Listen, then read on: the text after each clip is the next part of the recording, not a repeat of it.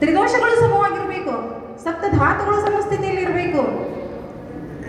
ಸಮದೋಷಾಸನಾಗ್ನಿಷ್ಠ ಸಮಧಾತು ಮಲಕ್ರಿಯ ಪ್ರಸನ್ನ ಆತ್ಮ ಇಂದ್ರಿಯ ಮನಸ್ಸು. ಹೌದಾ? ಪ್ರಸನ್ನವಾಗಿರ್ಬೇಕು ನಮ್ಮ ಮನಸ್ಸು, ಆತ್ಮ, ಇಂದ್ರಿಯ ಇವೆಲ್ಲವೂ ಏನು ಒಂದೇ ಒಂದು ಲೈನ್ ಕರೆಕ್ಟ್ ಆಗಿದ್ದಾಗ ಮಾತ್ರ ನಾವು ಆ ವ್ಯಕ್ತಿನ ಸ್ವಸ್ಥ ಪುರುಷ ಅಂತ ಹೇಳ್ತೀವಿ. ಇಂಥ ಸ್ವಸ್ಥ ಪುರುಷನ ಆರೋಗ್ಯವನ್ನು ಕಾಪಾಡೋದು ಯಾವುದು? ಆಯುರ್ವೇದ ಶಾಸ್ತ್ರ. ಅದಕ್ಕೆ ಹೇಳ್ತಾರೆ ಫಸ್ಟ್ ಆಯುರ್ವೇದದ ಉದ್ದೇಶ ಏನು? ಆಯುರ್ವೇದ ಅಂತ ಹೇಳಿ ನಾವು ಬಿಡಿಸಲಾಗುತ್ತಿಲ್ಲ, ಇಲ್ಲಿನ ಪಾರಂಪರಿಕ ವೈದ್ಯರಿಗೂ ಕೂಡ ಇದು ಇನ್ಕ್ಲೂಡ್ ಆಗ್ತದೆ. ಯಾಕಂದ್ರೆ ಇದೇ ಒಂದು ಪುಸ್ತಕವನ್ನು ಬರೆದಂತಹ ನಮ್ಮ ಶ್ರೀಮಾನ್ ಹಿರಿಯರು ಬರೆದಾರ.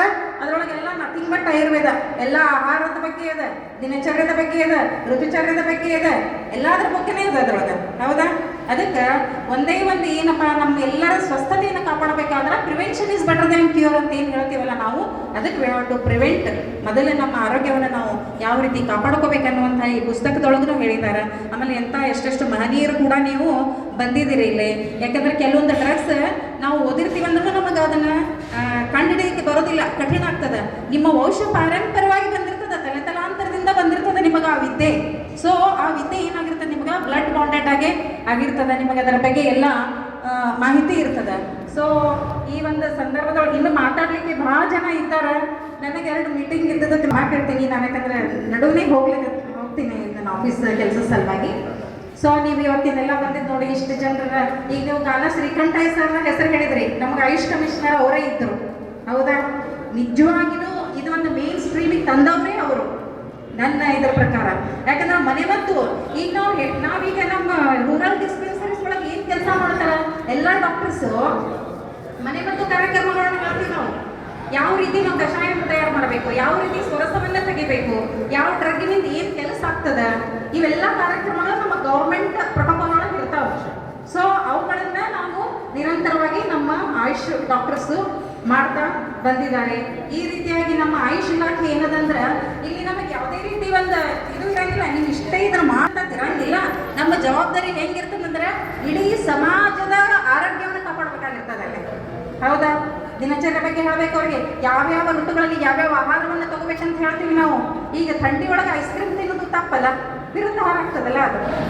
ಇಂಥ ಯಾಕಂದ್ರೆ ಈಗ ಜಗತ್ತು ಏನಾಗಿದೆ, ಮುಂದುವರೆದಾಗ.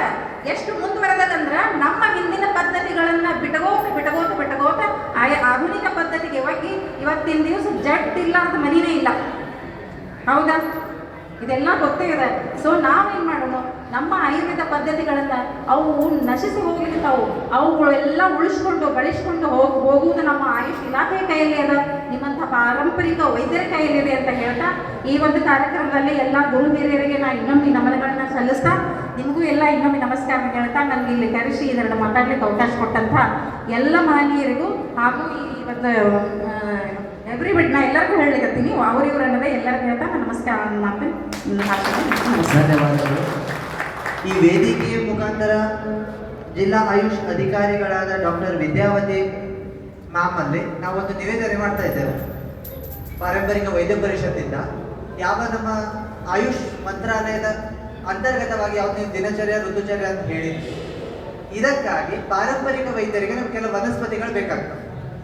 ಅವಾಗ ನಮ್ದೇನು ಹಾಸ್ಪಿಟಲ್ ಗಾರ್ಡನ್ ಇದೆ, DG ಗಾರ್ಡನ್ ಅಂತ ಏನು ಅನ್ಬಹುದು, ಅದರ ಆಕ್ಸೆಸ್ ಆಗಲಿ, ಅದರ ಆ ವಿಷಯದಲ್ಲಿ ಸಹಕಾರ ನಿಮ್ಮಿಂದ ನಮಗೆ ಬೇಕಿದೆ. ಪಾರಂಪರಿಕ ವೈದ್ಯರು ಹೌದು, ಯಾವುದು ಸ್ವಸ್ಥತೆ ಸ್ವಾಸ್ಥ್ಯ ರಕ್ಷಣೆ ಆತುರಸ್ತೆ ವಿಕಾರ ಪ್ರಶಮನ, ಯಾರು ಸ್ವಸ್ಥರಿದ್ದಾರೆ ಅವ್ರ ಸ್ವಾಸ್ಥ್ಯವನ್ನು ನಾವು ರಕ್ಷಣೆ ಮಾಡ್ತೇವೆ, ಅದು ಆಯುಷ್ ಮಂತ್ರಾಲಯದ ಅಧಿಕಾರವೂ ಹೌದು. ಹಾಗಾಗಿ ಇದಕ್ಕೆ ನೀವು ನಮಗೆ ಸಹಕಾರ ಮಾಡಬೇಕು ಜಿಲ್ಲಾ ವಿಭಾಗದಿಂದ. ಇದನ್ನು ನೀವು ಮೇಲೆ ಹೇಳ್ಕೊಂಡು ಹೋಗ್ತಿರೋದು ನಿಮ್ಮ ಜವಾಬ್ದಾರಿ. ಇದಕ್ಕಾಗಿ ನಿಮ್ಮ ಸಹಕಾರ ನಮಗೆ ಬೇಕಿದೆ. ಈಗ ನಮ್ಮ ಸಹೋದರರು ಏನು ಒಂದು ಸಜೆಷನ್ ಕೊಟ್ರಲ್ಲ ನನಗೆ, ಇದನ್ನು ನಾನು ಮನಸ್ಸಿನಲ್ಲಿ ಇಟ್ಕೊಂಡು ಈ ರೀತಿಯ ಒಂದು ಇದಕ್ಕೆ ನಾವು ಆಯುಷ್ ಕಮಿಷನರಿಗೆ ಒಂದು ಲೆಟರ್ ಬರೋದು, ತಮ್ಮ ಬೇಡಿಕೆ ತಮ್ಮ ಅಭಿಪ್ರಾಯಗಳ ಬಗ್ಗೆ ನಾನು ಲೇಖಿ ರೂಪದೊಳಗೆ ಬರೋದು ಕಳಿಸ್ತೀನಿ ಅವರಿಗೆ. ಮುಂದಿನ ದಿನಮಾನಗಳಲ್ಲಿ ಏನಾಗ್ತದೆ ನೋಡೋಣ. ಮತ್ತೆ ಹೇಗಿರ್ಬೋದು, ನೀವು ಹೇಳಿರೋ ಪ್ರಕಾರ ಆಯುರ್ವೇದ ವೈದ್ಯರು ಎಲ್ಲ ಕಡೆನೂ ರೀಚ್ ಆಗ್ಲಿಕ್ಕಾಗಲ್ಲ. ಹಾಗಾಗಿ ವಾಗ್ಭಟಾಚಾರ್ಯ ಹೇಳಿರೋ 42 ಯಾವ ವನಸ್ಪತಿಗಳಿದ್ದಾವೋ ಪ್ರತಿಯೊಂದು ಅಡಿಗೆ ಮನೆಯಲ್ಲಿರಬೇಕು. ನೀವು ಯಾವ ರೀತಿ ಅಡಿಗೆ ಮನೆಯ ಮೊದಲ ವೈದ್ಯ ಶಾಲೆ ಅಂತ ಹೇಳಿದಿರಿ, ಹಾಗಾಗಿ ನಾವು ಅದನ್ನು ಮಾಡಿಕೊಳ್ತೇವೆ. ಇದಕ್ಕೆ ನೀವು ನಮ್ಮ ಮಾರ್ಗದರ್ಶನ, ಸಹಕಾರ, ಆಧಾರ ಹಸ್ತವು ಕೊಡಬೇಕು. ಆಯ್ತು. ಧನ್ಯವಾದ. ನಮ್ಮ ವೈದ್ಯ ಪರಿಷತ್ತಿನ ಮಕ್ಕಳುಗಳಿಗೆ ಸರ್ಕಾರದಿಂದ 2% ಕೋಟ ಇದೆ. ನಮ್ಮ ಭಾಗದ ವೈದ್ಯರ ಮಕ್ಕಳುಗಳು BMS ಓದಲಿಕ್ಕೆ ತಮ್ಮ ಸಹಕಾರ ಬೇಕಾಗುತ್ತೆ. ಅದಕ್ಕೆ ತಮಗೆ ಅಂದರೆ ಮುಂದಿನ ದಿನಮಾನಗಳಲ್ಲಿ ನಾವು ಹೇಗಿದೆ ಒಂದು ಪ್ರೋಟೋಕಾಲ್ ಮತ್ತೆ ವ್ಯವಸ್ಥಿತವಾಗಿ ಎಲ್ಲವನ್ನು ಲಿಖಿತವಾಗಿ ಅಥವಾ ಮಾರ್ಗದರ್ಶನದೊಂದು ಬರ್ತೇವೆ. ನೀವು ಇದಕ್ಕೆ ನಿಂತು ಸಹಕಾರ ಮಾಡ್ತೀವಿ. ಈಗ ಪಾರಂಪರಿಕ ವೈದ್ಯಕೀಯೊಳಗೆ ಈ ನಮ್ಮ ವೈದ್ಯರಿಗೆ 2% ಸೀಟನ್ನು ಕೊಟ್ಟಿದ್ದಾರೆ. ಅದು ಬರೀ ಏನಾಗಿದೆ ಅಂದರೆ ಗ್ರಾಮೀಣ ಪ್ರದೇಶದವ್ರಿಗೆ ಮಾತ್ರ ಮೀಸಲು ಕೊಟ್ಟಿದ್ದಾರೆ. ಸಿಟಿ ಒಳಗೆ ಇರೋರಿಗೆ ಅದು ಆಗಬೇಕಾಯ್ತು. ನಾವು ಅದನ್ನು ಸ್ವಲ್ಪ ಎಲ್ಲರಿಗೂ ಅನುಕೂಲ ಮಾಡಿಕೊಟ್ಟು. ಧನ್ಯವಾದಗಳು ಮ್ಯಾಮ್. ನಮ್ಮ ನಿವೇದನೆಯನ್ನು ಒಪ್ಪಿಕೊಂಡಿದ್ದೀರಿ, ಅದಕ್ಕೆ ಧನ್ಯವಾದಗಳು.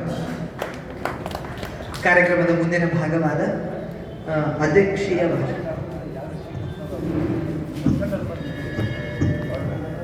ಡಾಕ್ಟರ್ ವಿದ್ಯಾವತಿ ಮ್ಯಾಮ್ ಅವರಿಗೆ ಎಲ್ಲರೂ ಎದ್ದು ನಿಂತು ಗೌರವ ಸಲ್ಲಿಸಿ ಅವರಿಗೆ ಬೀಳ್ಕೊಡುವ ಅಂತ ಪ್ರಾರ್ಥನೆ ಮಾಡ್ತಾರೆ.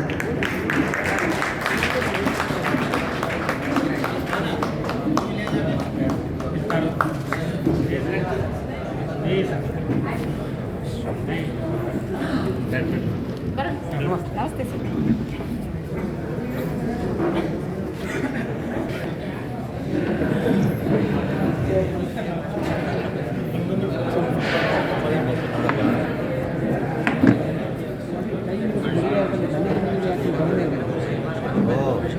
ಯಾವುದು ರೂಮ್ ಮಾಡಿದ್ದೀರಾ?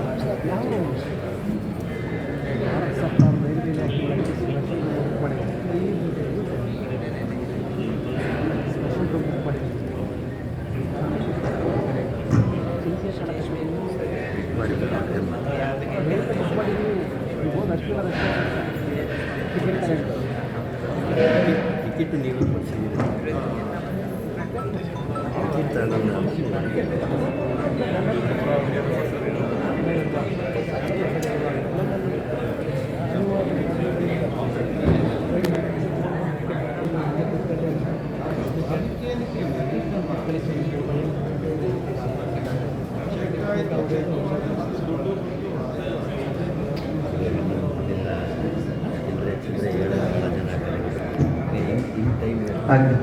ಹಾಗೆ ಮುಂದಿನ ಕಾರ್ಯಕ್ರಮದ ಘಟ್ಟವಾದ ದಿವ್ಯ ಸಾನ್ನಿಧ್ಯತೆಯನ್ನು ವಹಿಸಿರುವಂತಹ ಪೂಜ್ಯ ಶ್ರೀ ಚನ್ನಮಲ್ಲಿಕಾರ್ಜುನ ಶಿವಾಚಾರ್ಯ ಮಹಾಸ್ವಾಮಿಗಳು ತಾವು ದಿವ್ಯ ಉಪಸ್ಥಿತಿ ನಮ್ಮನ್ನು ಮಾರ್ಗದರ್ಶನ ಮಾಡಬೇಕಾಗಿ ತಮ್ಮಲ್ಲಿ ಪ್ರಾರ್ಥನೆ.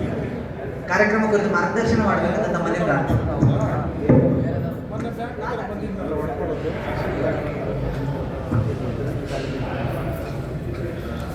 ಯದ್ಭಾಸ್ಯ ಭಾಸತೆ ವಿಶ್ವಂ ಯತ್ ಸುಖೇನಾನುಮೋದತೆ ನಮಸ್ತಸ್ಮೈ ಗುಣಾತೀತ ಭವಾಯ ಪರಾತ್ಮನೆ. ಪವಾಡ ಬಸವೇಶ್ವರರನ್ನು ಆಯುರ್ವೇದ ಮೂಲ ದೇವತೆಯಾಗಿರ್ತಕ್ಕಂಥ ಧನ್ವಂತರಿ ಮಾತೆಯನ್ನು ಹಾಗೂ ವೃಕ್ಷದೇವಿಯನ್ನು ಸದಾಕಾಲ ಸಂಸ್ಮರಿಸುತ್ತಾ ಪಾರಂಪರಿಕ ವೈದ್ಯ ಪರಿಷತ್ ಕರ್ನಾಟಕದ ಶಾಖೆಯಾಗಿರ್ತಕ್ಕಂಥ ವಿಜಯಪುರದ ಈ ವೈದ್ಯ ಪರಿಷತ್ತಿನ ವತಿಯಿಂದ ಹಮ್ಮಿಕೊಂಡಿರುವ ಈ ವಿಶೇಷ 26ನೇ ಸಂಸ್ಥಾಪನಾ ದಿನಾಚರಣೆ ಬೆಳ್ಳಿ ಮಹೋತ್ಸವದ ವಿಶೇಷ ಕಾರ್ಯಕ್ರಮದಲ್ಲಿ ವೇದಿಕೆಯ ಮೇಲೆ ಉಪಸ್ಥಿತರಿರುವ ಬ್ರಹ್ಮಕುಮಾರಿ ಅಕ್ಕನವರನ್ನೇ ಮೊದಲು ಮಾಡಿಕೊಂಡು ವೇದಿಕೆಯ ಮೇಲಿನ ಎಲ್ಲರ ಹೆಸರುಗಳು ನನ್ನ ಗಮನದಲ್ಲಿಲ್ಲ. ಹಾಗೆ ವೈದ್ಯಜಿ ಮಹಾದೇವಯ್ಯ ಹಿಜರೆಯವರೇ, ಸಂಜೀವ್ ಹಿರೇಮಠ ಅವರೇ, ಶಶಿಕಾಂತ್ ಬಸವಪ್ರಭು ಅವರೇ, ಇನ್ನುಳಿದ ಎಲ್ಲ ಗಣ್ಯರೇ, ಮಾನ್ಯರೇ, ಎದುರಿಗೆ ಕುಂತ ಉಪಸ್ಥಿತರಿರುವ ಎಲ್ಲ ಆಯುರ್ವೇದ ಅರ್ಥಾತ್ ಗಿಡಮೂಲಿಕೆಗಳ ತಜ್ಞರೇ, ವೈದ್ಯರೇ, ಈಗಾಗಲೇ ಈ ಆಯುರ್ವೇದ ಅಥವಾ ಪಾರಂಪರಿಕ ವೈದ್ಯದ ವಿಶೇಷತೆಯನ್ನು ಕುರಿತು ಡಾಕ್ಟರ್ ವಿದ್ಯಾವತಿಯವರು ಈಗಾಗಲೇ ಹಲವಾರು ಮಾತುಗಳನ್ನು ಹೇಳಿದರು. ಮೂಲತಃ ಇದು ಆಯುರ್ವೇದದ ಒಂದು ಭಾಗವೇ ಗಿಡಮೂಲಿಕೆಗಳ ಔಷಧ ಅಂತ. ಹಾಗೆ ಇದು ಎಲ್ಲಿಂದ ಬಂತು ಅಂತ ವಿಚಾರ ಮಾಡಿದರೆ ಆಯುರ್ವೇದ, ವೇದ ಅಂತನ್ನುವ ಶಬ್ದದಲ್ಲಿನ ಬಹುಶಃ ಇದು ಮನುಷ್ಯನ ಹುಟ್ಟಿನೊಂದಿಗೆ ಬಂದಿದೆ ಅಂತ ಅರ್ಥ ಆಗುತ್ತೆ. ವೇದ ನಮ್ಮ ಭಾರತೀಯ ತತ್ವಜ್ಞಾನದಲ್ಲಿ ಎಲ್ಲ ತತ್ವಜ್ಞಾನಗಳಿಗೆ ಮೂಲವೇ 4 ವೇದಗಳು. ಈ 4 ವೇದಗಳಿಂದಲೇ ಈ ಸಹಸ್ರಾರು ವರ್ಷಗಳಿಂದ ಎಲ್ಲ ಜ್ಞಾನ ಹರಿದುಕೊಂಡು ಬಂತು. ಆಯುರ್ವೇದ ಅಂತನ್ನೋ ಶಬ್ದದೊಳಗೆ ವೇದ ಐತಿ ಅಂತಂದ್ರೆ ಎಂದು ಮಾನವ ಕುಲ ಹುಟ್ಟಿತೋ ಅಂದಿನಿಂದಲೇ ಈ ವೃತ್ತಿ ಪ್ರಾರಂಭ ಆಗಿದೆ ಅಂತ ಸಿದ್ಧಾಂತ ಇದೆ ಅಂತ ಅರ್ಥ. ಇದನ್ನು ಕಂಡು ಹಿಡಿದವರು ಬಹುಶಃ ಋಷಿ ಮುನಿಗಳಂತಲೇ ನಾವು ಹೇಳ್ಬೋದು. ಯಾವ ದೇವರ ಸಾಕ್ಷಾತ್ಕಾರಕ್ಕಾಗಿ ಅವರು ಪ್ರಯತ್ನ ಪಟ್ಟರು ಆ ಹಂತದಲ್ಲಿ ಅವರ ಆರೋಗ್ಯಕ್ಕಾಗಿ ಹಗಲಿರುಳು ಪರಿಶ್ರಮ ಮಾಡಬೇಕಾಗ್ತದೆ. ಋಷಿಗಳು ಮುನಿಗಳವರೆಲ್ಲ ಸಹಸ್ರಾರು ವರ್ಷಗಳ ಹಿಂದಿನ ಮಾತು. ಹಾಗೆ ದೇವರ ಚಿಂತನೆಯಲ್ಲಿ ಯೋಗ ಸಾಧನೆಯಲ್ಲಿ ತೊಡಗಿರ್ತಕ್ಕಂಥ ಈ ಋಷಿ ಮುನಿಗಳು ತಮ್ಮ ಶರೀರವನ್ನು ಸ್ವಾಸ್ಥ್ಯವನ್ನು ಕಾಪಾಡಿಕೊಳ್ಳಲು ಆಗಲೇ ಹೇಳಿದ್ರಲ್ಲ, ಪ್ರತಿಯೊಬ್ಬರ ಶರೀರದಲ್ಲಿ ತ್ರಿದೋಷಗಳು ಸಪ್ತ ಧಾತುಗಳ ವೈಷಮ್ಯ ಕಾಡತೈತೆ. ಎಂಥ ಆರೋಗ್ಯವಂತರದೇವಂತಂದ್ರೂ ಸ್ವಲ್ಪ ವ್ಯತ್ಯಾಸ ಅಂತಂದ್ರೆ ಎಲ್ಲರಿಗೂ ಸಮಸ್ಯೆ ಇರ್ತದೆ. ಹಾಗೆ ಅಂದಿನ ಕಾಲದಲ್ಲಿ ಋಷಿ ಮುನಿಗಳೆಲ್ಲ ಯೋಗದ ಸಾಧನೆಯೊಳಗೆ ಬರ್ತಕ್ಕಂಥ ಶಾರೀರಿಕ ತೊಂದರೆಗಳಿಗಾಗಿ ಆ ಯೋಗದ ಚಿಂತನೆಗಿಂತಲೂ ಹೆಚ್ಚು ಚಿಂತನೆಯನ್ನು ಈ ಶರೀರದ ಬಗ್ಗೆ ಮಾಡಿದ್ರಲ್ಲ, ಆವಾಗ ಹುಟ್ಟಿಕೊಂಡಿದ್ದೇ ಆಯುರ್ವೇದ ಶಾಸ್ತ್ರ. ಅದೇ ಗಿಡಮೂಲಿಕೆಗಳಂತನ್ಬೋದು, ಪಾರಂಪರಿಕ ವೈದ್ಯ ಅಂತನ್ಬೋದು. ಹಾಗೆ ಮನುಷ್ಯನ ಉಗಮದೊಂದಿಗೆ ಬಂದಿರತಕ್ಕಂಥ ಈ ಗಿಡಮೂಲಿಕೆ ಅರ್ಥಾತ್ ಪಾರಂಪರಿಕ ವೈದ್ಯ ಆಯುರ್ವೇದ ವೇದ ಇದು ಅನಾದಿ ಕಾಲದಿಂದಲೂ ಮಾನವನ ಆರೋಗ್ಯವನ್ನು ಸುಸ್ಥಿರವಾಗಿಡಲಿಕ್ಕೆ ಬಹಳಷ್ಟು ಪ್ರಯತ್ನ ಋಷಿಮುನಿಗಳೆಲ್ಲ ಕೆಲಸ ಮಾಡಿದರು. ಆದರೆ ಇಂದಿನ ವಿಜ್ಞಾನದ ಯುಗದೊಳಗೆ ಬಂದು ಆಧುನಿಕ ಔಷಧಗಳ ಭರಾಟೆಯಿಂದ ಈ ಮೂಲದಲ್ಲಿರ್ತಕ್ಕಂಥ ಋಷಿಮುನಿಗಳು ನೂರಾರು ವರ್ಷಗಳ ಕಾಲ ಬದುಕಿ ದೇವಚಿಂತನೆಯನ್ನು ಮಾಡಿ ಇಂಥ ದೊಡ್ಡ ಗ್ರಂಥಗಳನ್ನು 4 ವೇದಗಳನ್ನು ಕೊಟ್ಟಿರ್ತಕ್ಕಂಥ ಋಷಿಮುನಿಗಳು ಆರೋಗ್ಯವಾಗಿ ಕಂಡು ಹಿಡಿದಿರ್ತಕ್ಕಂಥ ಮೂಲ ಸಂಸ್ಕೃತಿಯನ್ನೇ ಮರೆ ಮಾಡಿ ನಾವೆಲ್ಲ ಬಹುಶಃ ಇತ್ತೀಚಿನ ದಿನಮಾನದೊಳಗೆ ಔಷಧಗಳಿಗೆ ದಾಸರಾಗಿ ನಮ್ಮ ಮೂಲ ಸಂಸ್ಕೃತಿ ಮೂಲ ಆಯುರ್ವೇದ ಪದ್ಧತಿಯನ್ನು ನಾವೆಲ್ಲ ಮರೆ ಮಾಡೀವಿ ಅಂತ ಅನ್ಬೋದು. ಆದರೆ ಅದರಲ್ಲಿ ಎಷ್ಟು ಸತ್ವಯುತವಾಗಿದೆ, ಎಷ್ಟು ಇದೆ ಅಂತನ್ನೋದನ್ನು ಬಹುಶಃ ನೀವೆಲ್ಲರೂ ಅರಿತವರದಿರಿ. ವೇದಿಕೆ ಮೇಲಿನವರು ಎಲ್ಲಕ್ಕಿಂತ ಹಿರಿಯರದಿರಿ. ಒಬ್ಬರಲ್ಲ ಇಬ್ಬರು ಸಾವಿರಾರು ಜನರಿಗೆ ಔಷಧ, ಈ ಗಿಡಮೂಲಿಕೆಗಳ ಔಷಧವನ್ನು ಕೊಟ್ಟು ಗುಣಪಡಿಸಿದವರದಿರಿ. ನಮ್ಮ ಮಠನೂ ಒಂದು ಕಾಲಕ್ಕೆ ನಮ್ಮ ಗುರುಗಳ ಕಾಲಕ್ಕೆ ಆಯುರ್ವೇದ ಔಷಧ ಕೇಂದ್ರನಾಗಿದೆ. ನಾವು ಬಂದಾಗ ಒಂದು ಸ್ವಲ್ಪ ದಿವಸ ಮಾಡಿದ್ವಿ. ಈ ವಯೋವೃದ್ಧ ಅವಸ್ಥೆಯಿಂದ ಅದನ್ನೆಲ್ಲ ಕಡಿಮೆ